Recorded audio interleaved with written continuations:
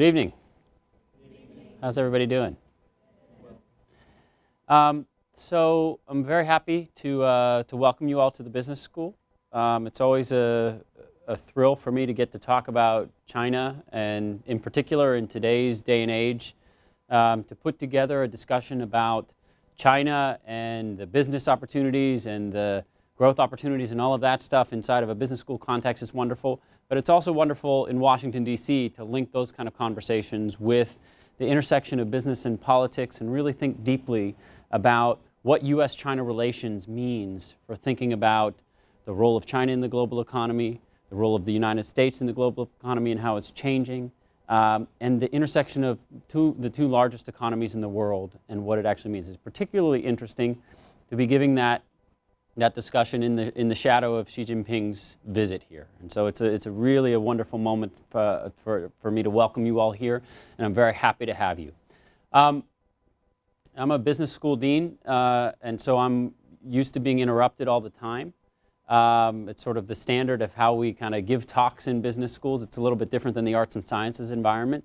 And so if you have questions or comments or concerns about some line of reasoning that we're going on, feel free to raise your hand and pipe in, and I'll be happy to address it. I may say to you, I'm going to get to that in a few minutes, so if you'll hold tight, we'll get there. But it'll I think, allow people to feel engaged with what we're doing as we're going along.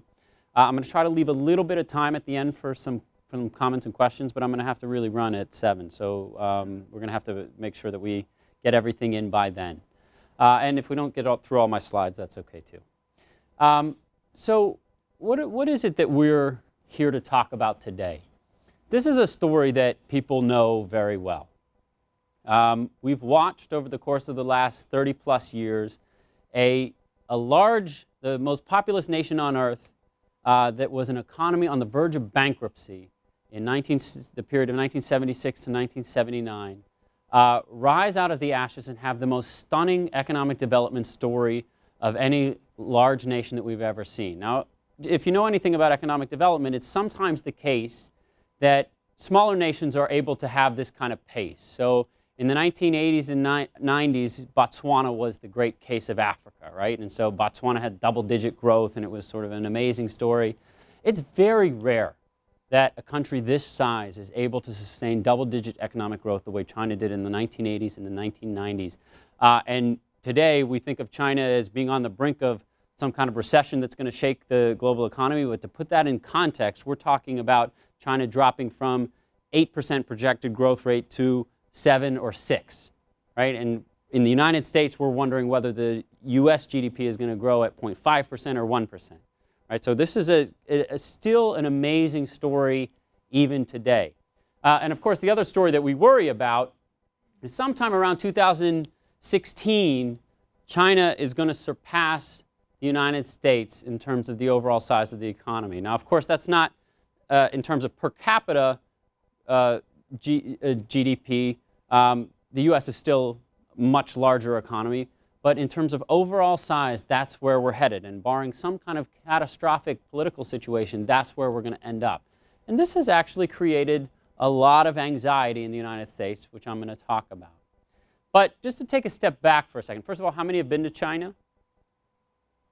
Okay.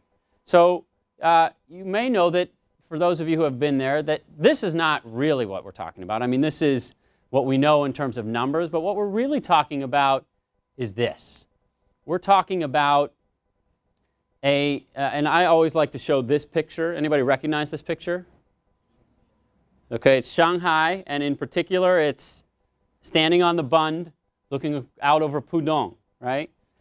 In the mid-1990s, Pudong was nothing but a set of broken down factories and rice fields, and there was nothing really there. You'd stand on the Bund, except the TV tower was there, but you'd stand on the Bund and look out over, and you wouldn't see much.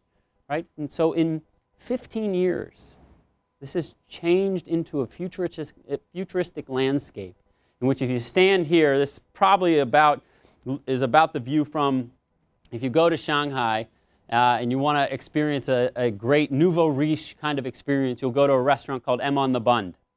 Right? And M on the Bund has this beautiful patio that this picture was probably taken from. and you'll look out and you'll see these strobing lights in this futuristic city. This was built in a 15-year period. This is unbelievable. This is so far beyond expectations and understanding of what can happen in global economic development that we're still kind of reeling from understanding it. And so whenever I talk to executives who have a mindset about what's going on in China and what's right and what's wrong, my first question is always, have you been to China? And some say yes, some say no. And then my second point is, you got to go. You just have to, before you talk to me anymore, go to China, and then we'll talk, and then we'll figure out what it is that you're thinking about or what you're worried about. But you have to go, because it's a very different thing. And I'll say that to all of you. Take the opportunity when you get it. Now, I'm a social scientist by training. My PhD is actually in sociology, and I like to think about the social construct and the social context of markets and business and the ways in which business emerges out of a number of different forces that aren't just reducible to market efficiency theory. So I'd like to talk a little bit about history as we go through this. Right? China has been viewed through many different lenses over the course of the last couple of centuries. It was for many years, over a millennium ago, it was a place that some people got an idea that we have so many barbarians outside of our highly civilized nation, we should build a wall around ourselves and push everybody out to the north and the west. It's also been a place that was highly agricultural. It was a place where the Western encroachment with China, starting in around the end of the Ming Dynasty, created a tremendous amount of cultural clash. And this was a cultural clash between the emergent West, which was becoming powerful, but still was not anywhere near China's economic and political power in the late Ming period. And so this created a tremendous amount of tension between our two parts of the globe that have had huge influences that we even feel today. And so I always also exhort people to study a little bit of Chinese history. It's great to study the economics, but understand what happened in times like the Opium Wars. If you want to understand what the power of Mao's image was when he came to power in 1949, you have to understand the Opium Wars and what those time periods actually meant in terms of the Western encroachment and what the experience was for China. Right? So that kind of history was important. But eventually we see China emerge into communist China. But we've seen over the course of 60 years of Communist Party rule, the transformation from a truly kind of guerrilla warfare-led regime under Mao Zedong to a very different kind of regime and a very different set of images for what communism is today. This final picture, actually, I took in 2007 in Lijiang, which is a town in Yunnan province. And if you'll notice, it's a replica of Mao's ascension to the pinnacle of power in communist China in 1949. But this domestic multinational called Geely, which is producing automobiles that want to be competitive with the likes of Mercedes and Toyota, has set up an expo right under the blessing hand of Mao's outstretched vision. And so it's a very interesting moment to kind of think about what it is that is the mixture of communism and capitalism today. I often start my writings and my talks about China saying something that comes out of this picture. The greatest irony of our time is that the largest communist society in the world is also the most dynamic capitalist economy in the world. What does that mean? How can that even be true? Right? And furthermore, is it true that there are more dynamic and more business-friendly economy than the United States, which should be the pinnacle of capitalism, right? At least we've always believed that. And I would argue that today, actually, yes, it is true. And so we have a lot to think about and a lot to learn. Now, continuing with our historical voyage or historical progression, this story really starts in 1979. Who's this guy? Deng Xiaoping. 1979, Deng Xiaoping has just won his way to power. It looked like Hua Guofeng was actually going to be the successor to Mao Zedong. And Deng Xiaoping outmaneuvered him. And he got control of China. The first thing he does, January 1, 1979, he gets on a plane and he visits Washington, D.C., in 3 other places in the United States. He visits Seattle, Atlanta, and Houston. Why Atlanta? What do you know that is in Atlanta? Coca-Cola. Coca-Cola. Deng Xiaoping had the insight. Remember, Deng Xiaoping is famous for having said, I don't care if the cat is black or white, I care whether it catches mice. Right? Which it means, essentially, is a very veiled way of saying, I don't really care about communism, capitalism. I care about whether or not we win. Right? So I better figure out what these global multinationals are doing, and if we are going to have a dominant economy, we better have a very good consumer-based economy. And what's the biggest consumer brand in the world? I better go visit Coca-Cola.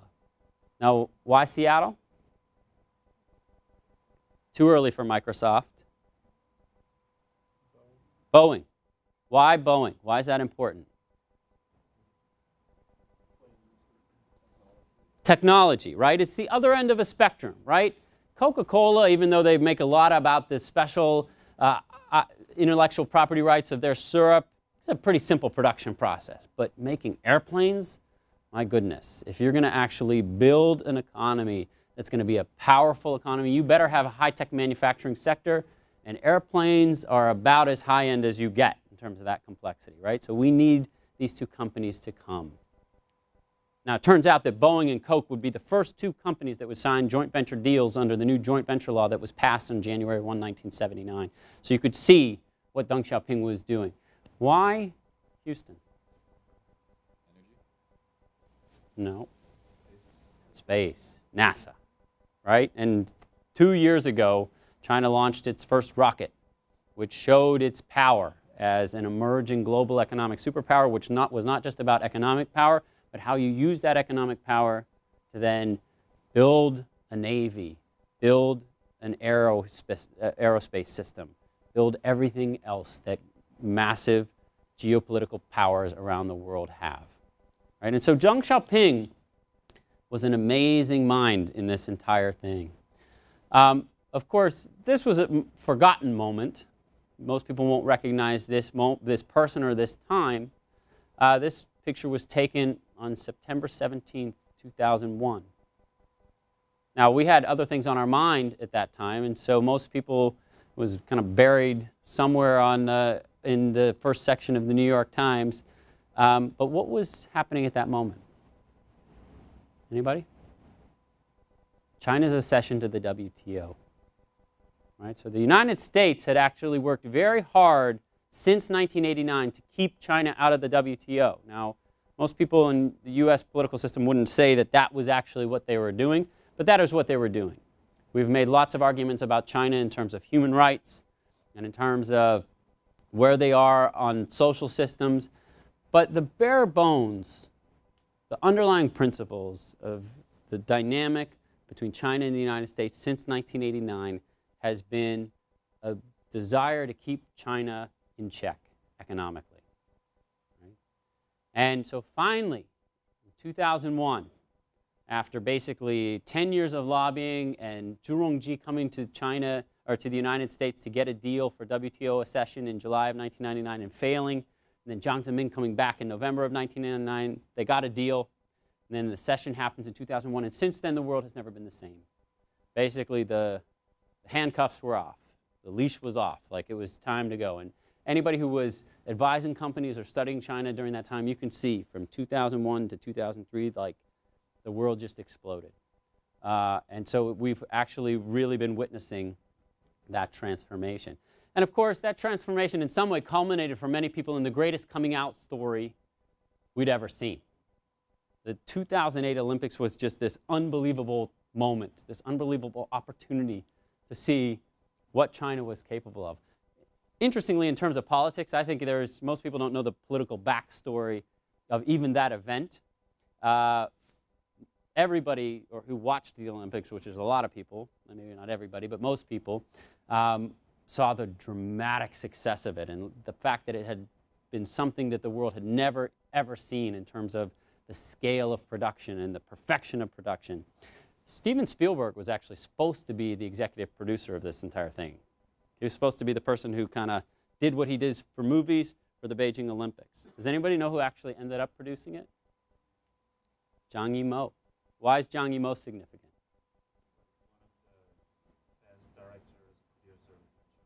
He's one of the greatest directors and producers in China, famous for movies like Raise the Red Lantern, Red Sorghum, and a movie called To Live. But the interesting thing also about Zhang Yimou, and why I think it's an interesting footnote politically, is that after To Live, which if you haven't seen, you should see it. It's my favorite epic Chinese film of all time. It's just a beautiful, beautiful movie. But the interesting thing is he wasn't officially exiled, but he was really persona non grata amongst the Communist Party in China after the production of that film, because it's a very, very scathing critique of the Cultural Revolution period. So the fact that the Chinese government kind of saw past that and decided to invite him back to be the architect of this amazing production sort of tells you just how much China is willing to think pragmatically about where they are and how much they're willing to set aside ideological warfare to actually do what they want to do for the country. And so it just is an amazing moment historically to think about. Despite that, or in the context of that, or as a competing image of that, we still hear all the time about the woes of China. We hear about how this is a house of cards. It's so corrupt that you can't get anything done there. We hear about the amazing problems in terms of labor and human rights. We hear about the amazing problems in terms of pollution. We hear about the amazing problem in terms of the trade imbalance. Right? We also hear about the amazing problems on a political front. Images that still are burned in our minds since 1989. And we hear about the amazing problems of currency manipulation. So what's going on? What's actually happening in this dynamic? Is it really the amazing story of radical economic growth and change that produced the outcome of came onto the world stage in the 2008 Olympics? Or is it the pollution debacle and the currency manipulation and the political debacle? Of course, it's somewhere in between. But what I want to argue to you today is that there is a tremendous amount of the negative rhetoric that you see that is driven by fear of China's growth and the fact that we are now welcoming a new equal onto the global economic stage that we cannot deny. And in fact, this country probably has more power and more influence over us than any other country has since the U.S. ascension to power in the 20th century.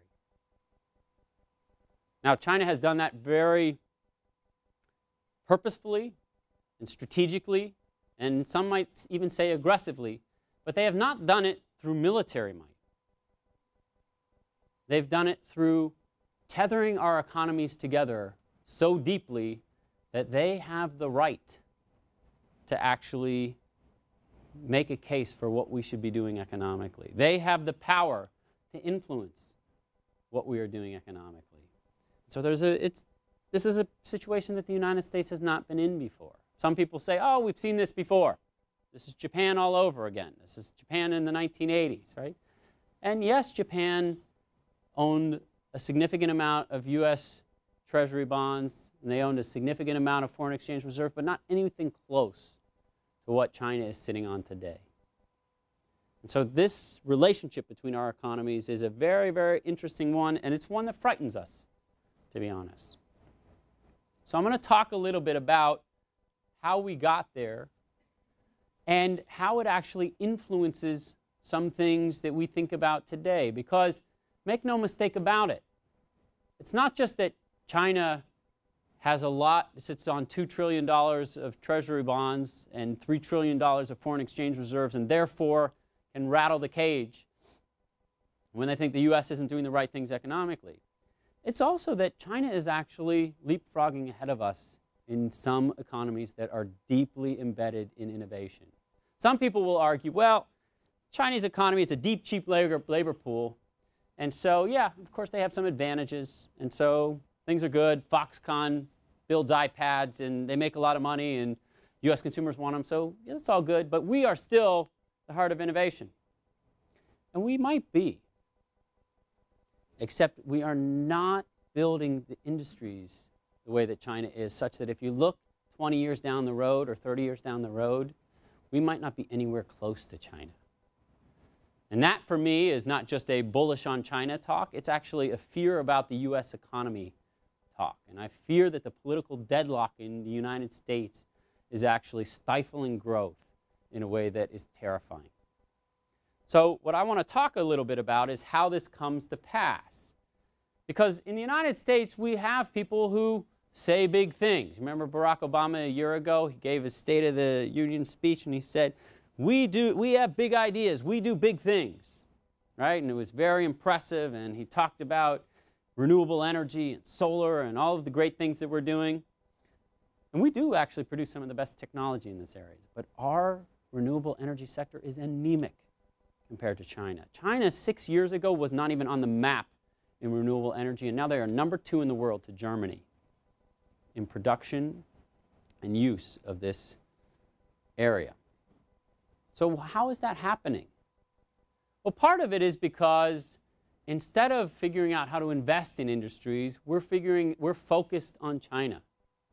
China is the source of our woes, right? Like, don't you hear that all the time? Like, oh my God, job creation would be great in the United States if China wasn't stealing our jobs. And it's all because of that currency manipulation, right? Which, by the way, if you walk away from here with one thing, just please remember that currency manipulation is the dumbest debate in the world. The people who talk about currency manipulation being the source of our economic ills are so clueless, or they just think it's the easiest political argument to make and nobody will understand the math of it. It doesn't even make sense mathematically. There's nothing to it.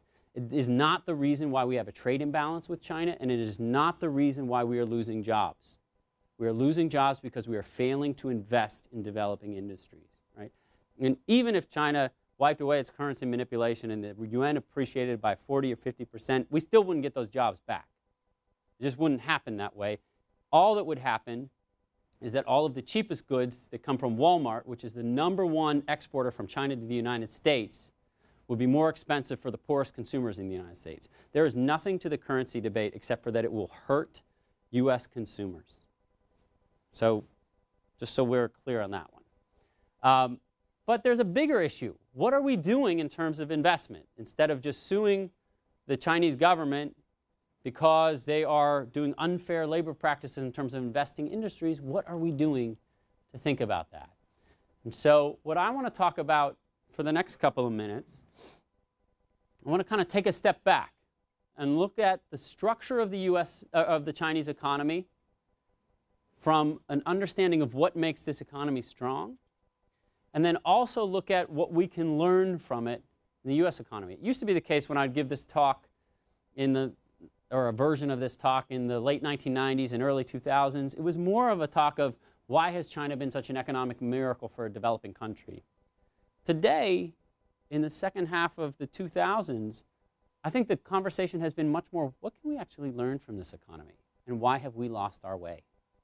And so that's really what I want to focus on right now. Now, typically, if you read any of my books, I have a new edition of China and Globalization that's coming out with Routledge in a couple of months.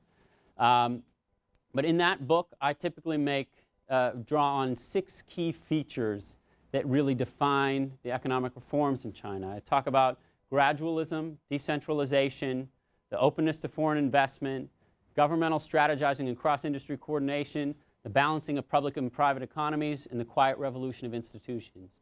I'll touch on each of these very, very quickly, and then try to leave enough time for some questions to discuss what it is that might be on your minds. The first thing that has made China an economic juggernaut, gradualism. Now, what does that mean? In China, there is a term that Deng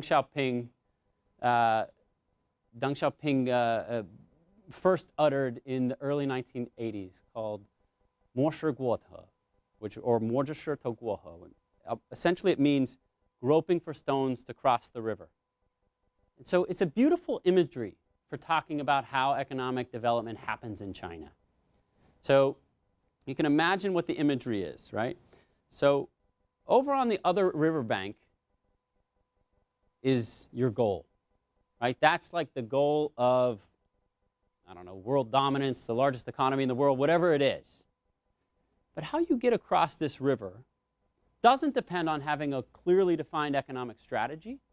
Instead, it has defined a line to get over there, but then a careful understanding of where each rock is and how I'm going to feel the stability of that rock and take the next step, right?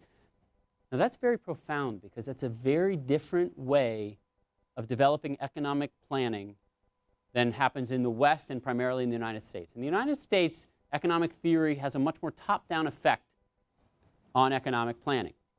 Basically, our most valued and prized economists, people that date back to Milton Friedman and his emergence in power in the 1970s and 1980s, they work from theoretical mathematical models, right? Theoretical math is really what defines it, and then you say, this is how an economy works, right? We know that government involvement in an economy is fundamentally efficient because the theoretical math tells us.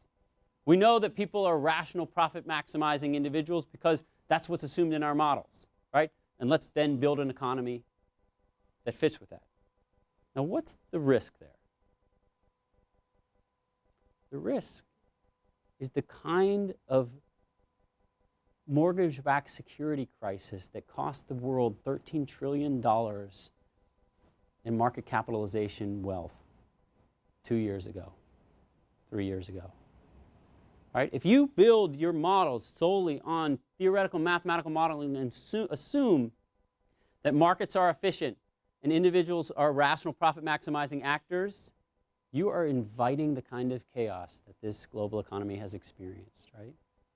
And so it's a very, very dangerous game that we play. It's not one without consequences. However, if you build your models based on the ideas that markets are very complex and we need to strategize step by step, keep our eye on the prize across the way, but think gradually about how we will build the institutions of a market economy. It's a very, very different mindset, and it's very powerful. That has been the approach that China has taken. Now, there's a consequence of this, which we're often very frustrated with, right? People in the human rights community and even in Congress will say, why isn't China reforming its institutions? They should become a democracy. Stop the dickering around already. They should just be it. But the perspective in China is that this is a gradual process. We are gradually evolving our market institutions and the political institutions alongside. And I'll talk in a few minutes about the gradual evolution of political institutions, but that is happening as well.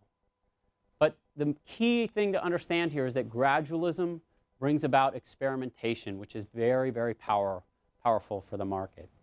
The second thing, and this is, one of the things that I often have become known for saying, is that the secret sauce of China's reforms is decentralization. It's a thing that most people who don't understand China very well don't know, but even business people who've been doing business in China haven't thought deeply enough about. We often think that the cornerstone of a capitalist system or of a market economy is privatization, right? You hear this all the time. State ownership cannot be efficient. But we also know of plenty of examples of private firms that are very inefficient, right? Think about GM and Chrysler. Amazingly, GM and Chrysler have become more efficient, or more profitable at least, with the government bailout, right? Government ownership has changed that, right? So we know that that's not quite right. But the problem is that economics has it wrong. It's not private ownership that matters, it's competition. And you can have competition amongst state-owned firms and competition amongst capitalist firms, but anytime you eliminate competition, you're in for trouble. Right? So how did China do that? How did they get success economically without privatization? They got it through maintaining state ownership, but through decentralizing everything down to the local levels. Right? So in China, you have literally millions of fiefdoms of state officials who own a lot of control over industry, but they're all in competition with each other. And they're all in competition with each other for the two holy grails. One, of production contracts from foreign firms that are exporting to the rest of the global economy, and two, for investment from foreign firms that are developing a new industrial economy within China.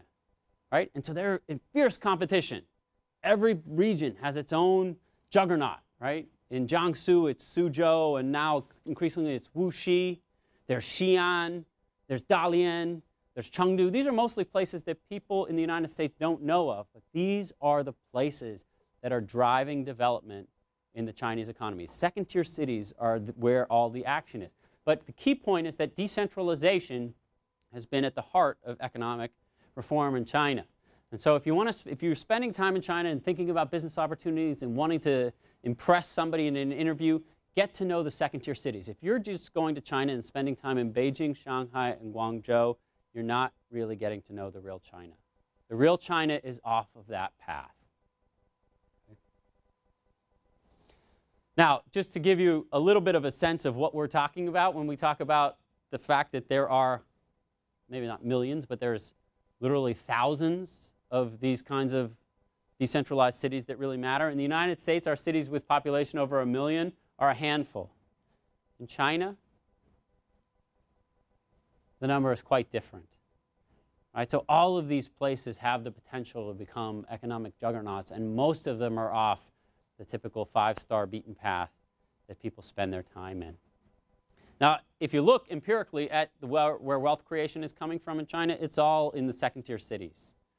This is really, really where the action is. So don't miss this opportunity if you're going to spend time in China. One place that I'm very excited about, and I've spent a lot of time studying over the course of my career, is a place called Suzhou, which is about 150 miles west of Shanghai. It's also where GW is going to have a major presence in China. I'm going there with Steve Knapp and President Knapp and Provost Lerman in March to sign a major agreement with the Suzhou government. And so we really believe that this is where the future of China is. Third point, you often hear that Chinese markets are closed to foreign investors. There are some difficulties for foreign investors in China, and it's become worse over the course of the last couple of years. But in general, as a vessel for foreign direct investment, China has been more bullish and open than most countries at similar stages of development. So Chinese markets are pretty open to foreign investors. The problem is that China is very, again, I'll use the word pragmatic. There's very much of what people think of as a quid pro quo. You want to come into the Chinese market? That's fine. But you need to start giving us a timeline for technology transfer so that we can actually understand what you're doing. Looks great on the front end, but pretty soon you're going to be there's going to be competition from Chinese firms who have gotten that IPR, and you're going to be out of the market soon. That's exactly what happened to Motorola from the period of 1988 through 1998, basically. And so that's kind of the game, you know. And the Chinese people don't think that there's anything wrong with that. From the U.S. side, companies worry about that. They also worry about guaranteed procurement for state-owned enterprises, and all of those things are concerns. But don't be overtaken by the view that China has closed markets. Actually, the China foreign direct investment is a huge part of the Chinese market. Now, the interesting thing about this, though, is that this is where we often think that China is stealing our jobs, right? So there's, on the one hand, people think, well, Chinese markets are closed. On the other hand, there's a strange kind of irony, because it's actually our markets that aren't very supportive of business. All right, so I'm going to tell you two quick stories to go back to our renewable energy meme that we were just talking about. Why is China surging ahead in renewable energy? We actually have some of the best technology. Germany's technology is as good, maybe better, but a lot of the technology for renewable energy, photovoltaic arrays and the like, come out of the US. Not too long ago, I was having lunch with the former chairman and CEO of DuPont, who I was talking about this issue with, and this is an individual named Chad Holliday, and he said, yeah, you know, when we wanted to build the last photovoltaic array plant that DuPont built, and he was the chairman and CEO of DuPont at the time, he said, I would have loved to have built it in the US. But economically, for my shareholders, I just couldn't do it, because once China and Singapore got into the game and started competing with each other, they were just, you know, it wasn't even close in terms of what the deal was that was on the table. And then the economic crisis hit. So they had made a commitment to go with Guangdong province. And they let them do the plant in Guangdong and then the research facility in Hong Kong, which would protect the IPR a little bit more. And then the economic crisis hit. And Chad went to the Chinese and he said, I can't build as big as I thought I was going to be. And they said, why? And he said, well, look at what's happening in the economy. Our finances are not the same. And they said, what would you need? And he said, well, how about guaranteed procurement for a couple of years? And they said, done, no problem. We'll guarantee the procurement price and it's all going to be fine. So he said, okay. Right? It's that kind of approach, that kind of flexibility that matters. Compare that to, say, evergreen solar, which a lot of people have lambasted China about stealing from us because it left Massachusetts and went to set up a factory in Wuhan. Evergreen solar lost 1/7 of its bond issuance, which was issued by Lehman Brothers when the economic crisis hit. Right? So evergreen solar went to the government and said, can you help us? Lehman went under. What are we going to do? And they said, oh, TARP money is not for you. You're not a financial firm. And they said, well, what can we do? And they said, well, go out to a bank. Well, it turned out that the way we passed the TARP legislation didn't require that banks lended the money that they were given. Right? So no federally guaranteed underwriting, no banks that were mandated to lend the money that they were given by the government. What are we going to do? Either we close doors or we go to China and get a better deal. Right? And China gave them a better deal of federally guaranteed loans, procurement prices, and all the things that made them move. Right? So is this a case of China stealing jobs, or is it a case of us not actually thinking how to develop an industry? There's another side of foreign direct investment, which I just like to remind people of, because right now it's we who have the closed economy. We don't have a closed economy in general, but we have a closed economy with respect to China. But it's a particularly ironic thing because people often think that we're at the end of a cycle of globalization. We've shipped all of this cash out through offshore manufacturing, and now we actually just need to figure out what that means for the reshaping of the economy. Actually, we're just at the midpoint of a cycle, because now China is sitting on $3 trillion of foreign exchange reserves, which it has to move. Right? So that money, ideally, should come back to us in the way of investment. Right? They should buy property. They should invest in real estate. They should invest in factories. They should do deals. But the U.S. government regularly shuts down these deals because we don't want Chinese investment.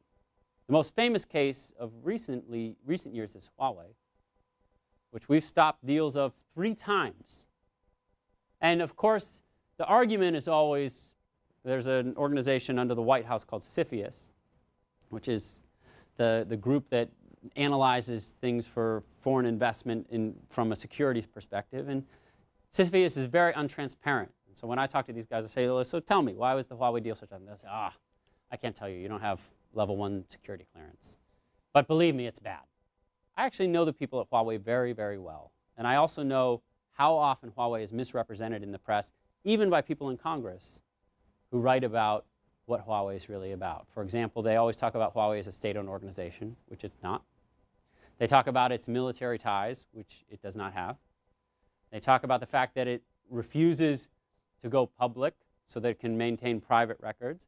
But they don't talk about the fact that Chinese law doesn't allow it to go public because the shareholder ownership is so much broader than Chinese law allows for a publicly traded company. So there's all kinds of things that just get mixed up. Is Huawei a security threat? I don't actually know. But is the representation of Huawei in the United States that stops it from investing in the United States disingenuous? Absolutely. So I would question who has closed borders. There's another thing that's interesting and important for thinking about economic development in the United States and how it compares to China, and that is what I think of as cross-industry strategizing. This is an essential part of developing a healthy economy. You have to coordinate across industries. Unfortunately, markets don't do this very well. Governments do it well, but markets do not. So when you hear people in Congress or in the Senate or anybody in a political race saying, leave the market alone, it will solve the problems, there is no answer for how you get cross-industry strategizing, right? Which is why China is outcompeting us in every emerging market, because of the cross-industry strategizing that organizations like the State-Owned Asset Administration and Supervision Commission can do. And you hear this all the time from executives. The second to last thing I'll say is that public-private partnerships are crucial. Public-private partnerships are the ways that economies become healthy and powerful. It's something that you see a lot in China today and less in the United States today. And the irony is that one industry that made our economy strong from 1940 until 2000 was built on public-private partnerships. You might say, what? How can you say that? GM, Ford, Chrysler, these are all private companies, yes. But the oil industry has been subsidized to the tune of $500 million a year to keep oil prices cheap. Roads were all built by public construction processes, as were bridges and everything else that creates the network of infrastructure that has built this industry. Right? And so the irony is that we know how to do this. It's actually what made our economy strong. It's only when we've kind of bought hook, line, and sinker the ideas of neoclassical economic theory that government should have no involvement in an economy that our economy has become weak. The final thing I'll just leave you with is that actually the quiet revolution of institutions has been a powerful force in China. It is absolutely true that China is an authoritarian government. I'm not making a case that it's a democracy. But there are a lot of interesting things that have been happening over the course of the last 30 years that have been building the infrastructure of a democratic society. My prediction is that China will be a democracy probably within 20 years. The question is, when people think that that's not fast enough, and I would ask you this question, is Russia any better off? When Yeltsin stood on top of a tank in 1991 and proclaimed the founding of a democratic Russia, and we hailed them as the great contrast to China because a country had the political will to proclaim the founding of a democracy while these other authoritarian oligarchs in China sat on their hands in Beijing. Yeah, okay, that's a good argument. But without institutions to keep authoritarian power in check, it doesn't mean much. So ask yourself, is Russia any more of a democracy today than China is? And I think the obvious answer is no. And so I think that it's an important thing to just study and think of and school yourself in because it's a very complex set of questions. Now, we're about at 6:40, so I want to take a break here. I can talk. I have more slides on what GW is doing in China, but I'd rather take a step back here and give you guys some time for questions before I have to leave. So what's on your mind? Yes, sir. Please tell me your name when you. Akshay Gandhi, the president of PSI. I just had a quick question regarding the smaller scale aspects. I know you mentioned some of the larger innovations on an industrial scale, but as an international student, kind of from an entrepreneurial perspective, the United States has kind of been seen as like a secure haven for intellectual property. You kind of see the same thing happening in China right now. Is the situation improving, or how is that environment kind of changing? So it sounds like there are two parts to your question. One is the support for entrepreneurial action, and the second is the protection of the things that entrepreneurs develop. In both of those cases, China is not as good as the United States, and a couple of years back there was a number of articles in a book written by Tarun Khanna at Harvard Business School about, I think it was called "Will India Surpass China?" or something like that. And his basic argument was that India was a bastion, like a great land for entrepreneurs, whereas China was kind of the land of state-owned enterprises and wasn't so friendly to entrepreneurs. To some extent, that stuff is true. So if you think, for example, about whether or not entrepreneurs can get access to capital at a similar rate that they can in other parts of the world or even relative to state-owned enterprises, the answer is obviously no. The reason there's an entire shadow banking industry in China and the reason it's had debacles in places like Wuxi is because entrepreneurs need access to capital and they can't get it through normal channels. There are a number of other ways that you can think about this. Entrepreneurs are much less powerful in terms of their ability to kind of navigate through and work their ways around regulations and such. And so there's always been kind of a tension-filled relationship with entrepreneurs. Similarly, with the protection of things that entrepreneurs produce, China is nowhere near the United States in terms of intellectual property rights. Now, that said, there is also another side to both of those points when you compare China and the United States. I would say that, for example, yes, it's harder to get access to capital in China, but in China there is a lot less bureaucracy, actually. You think of it as a highly bureaucratic place, but in fact in China there's like a lot of things that you can do until you go far beyond the pale in terms of extending beyond the rule of the law, and then you get in trouble, right? But barring that, there's a lot of latitude to do a lot of different things in China. And in the United States, actually, there are great places for entrepreneurship in the United States, but if you talk, for example, to entrepreneurs who try to operate in the District of Columbia, which is a place that's very concerned about joblessness and economic pain, it's not a very friendly place for entrepreneurs. And so some places are. Again, it's sort of a decentralized story. So Virginia is great for it. DC is not. Silicon Valley is great. Other places aren't.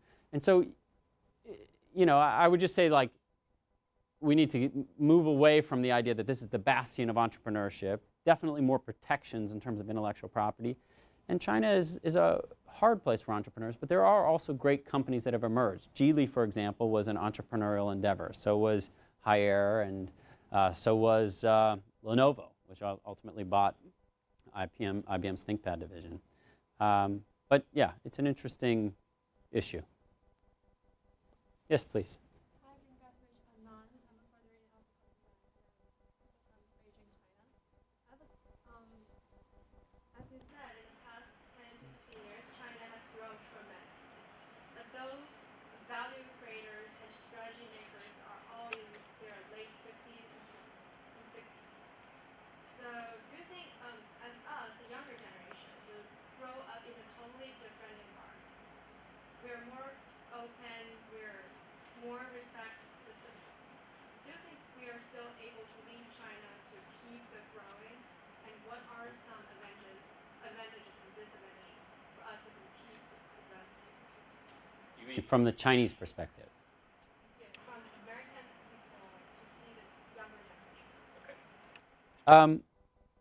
So I think China is a place of tremendous promise, in part because I don't believe in the market as much as most economists do.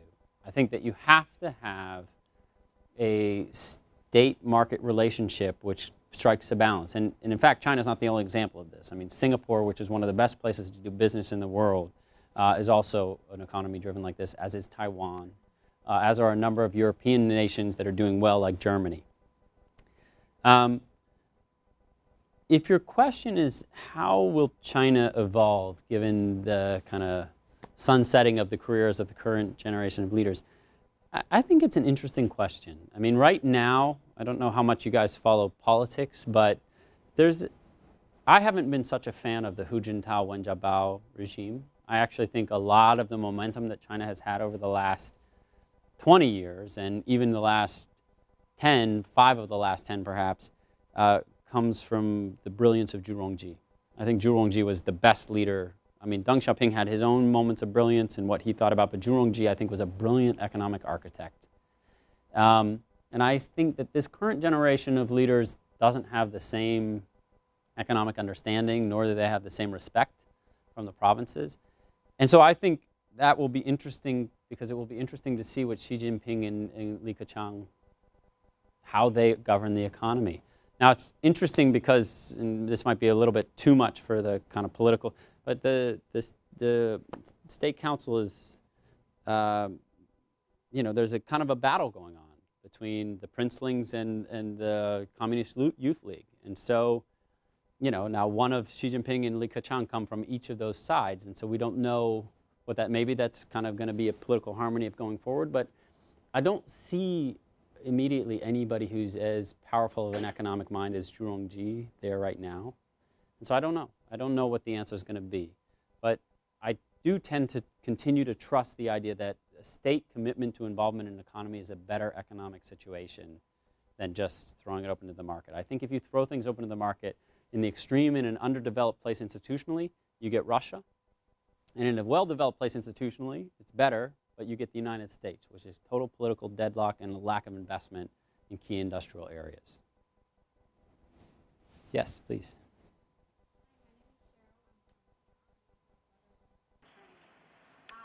The Chinese and the U.S. economy have formed a pattern of each having something of the other.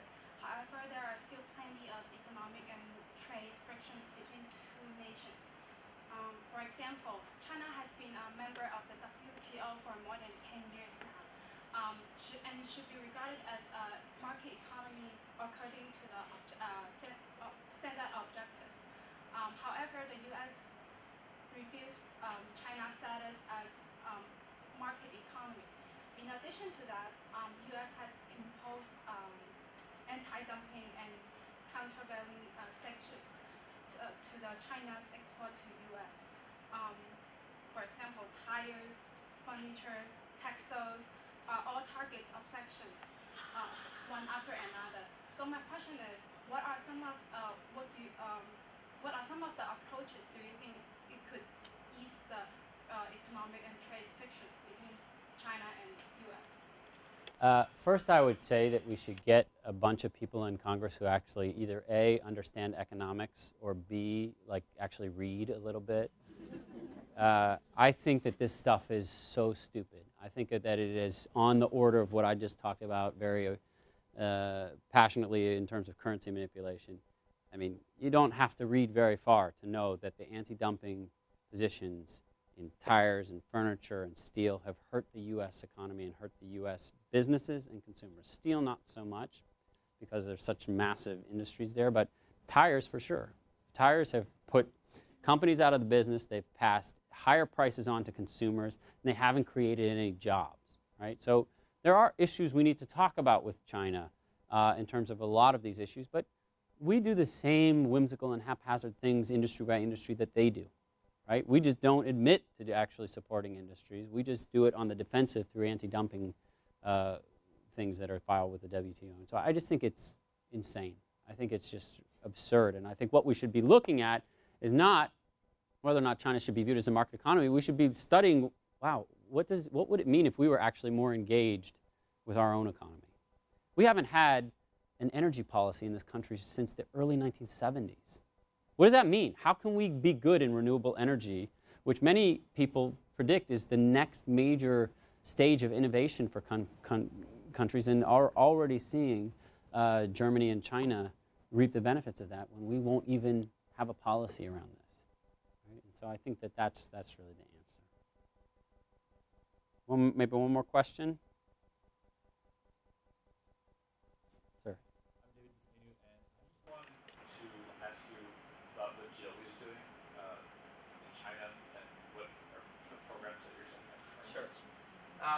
I'm a big believer in the idea that if you really want to be a part of the global economy as a university, you have to go deep.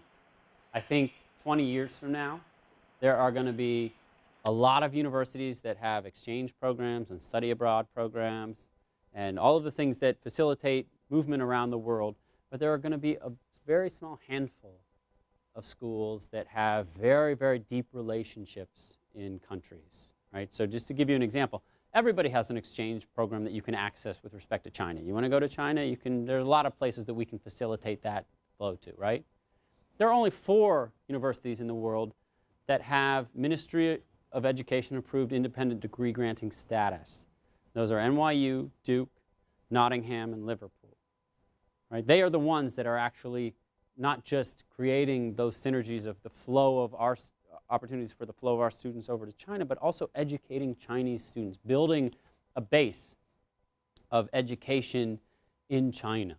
We want to be in that group, right? I want to be in that group, and I want to pick a couple of places. China won't be the only place, but I want to pick a few, right? I want to pick maybe India, maybe Brazil, maybe Sub-Saharan Africa, a couple of places that actually can really define our agenda intellectually and pedagogically, and I want to go deep with these places. I can already tell you, in terms of the negotiations that we've done in China, and just kind of walking this through the process with our Office of General Counsel, it has been the most complex international deal that GW has ever done.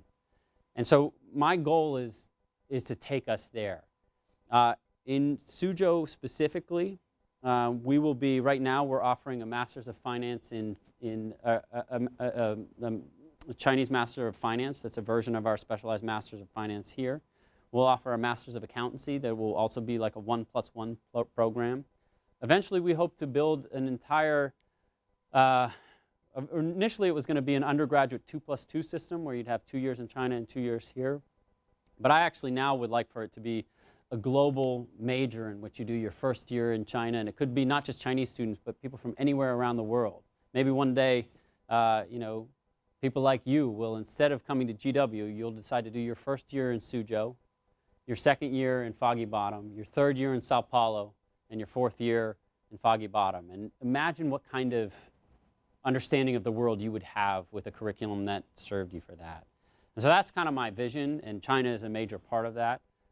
We are going to be doing much, much more. If you spend time in China, you know, we're actually going to be occupying our headquarters space in Suzhou right along the Dushu Lake.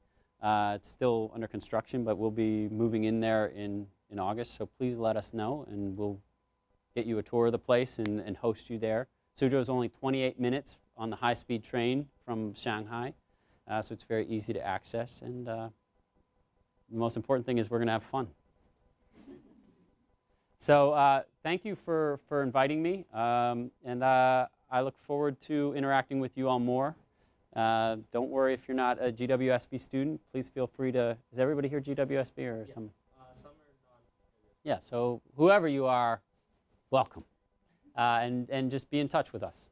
Thank you. Thank you. On behalf of Alpha